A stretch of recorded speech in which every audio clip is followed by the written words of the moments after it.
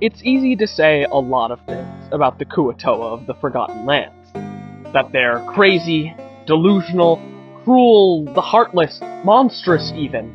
And while all of these things are certainly true, it is nevertheless a vast oversimplification of the rich, if off-putting, culture of these swamp-dwelling folk. In addition to fanaticism, Kua-Toa are indeed capable of feeling love, sorrow, joy, or even empathy just the same as any other sapient race. And no Kua-Toa is a better example of all of these qualities than Murgurgle.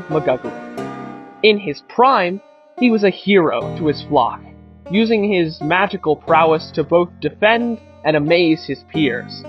After one particularly daring encounter with a pack of giant herons that threatened to devour the children of his group, Murgurgle was anointed to the position of priest, where he continued to use his talents to impart the word of the maddening Kua-Toan pantheon onto others of his kind, and some not.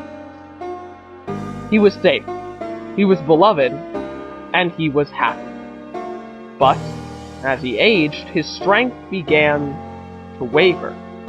The attacks on his swamp became more frequent and more deadly, as he became less and less able to protect the other Kua-Toa.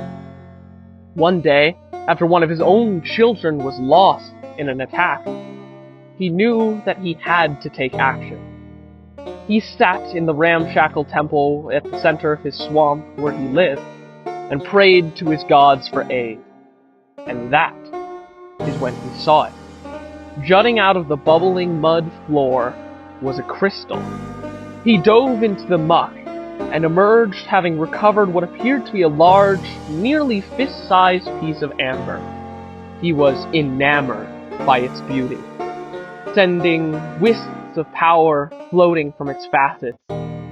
And right then and there he shouted 100 thanks to his gods.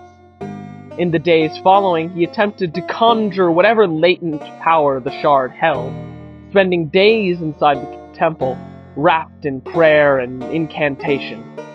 While it seemed the artifact itself would not provide him with the power he required, he divined one thing from his work, that the shard would lead him to something that could. Although it pained him to leave his peers in the position they were in, Murgurgle promised them a swift return, with a power great enough to safeguard their home for eternity, before he slipped into the barrel of a merchant's wagon, heading for wherever the gods would direct him next.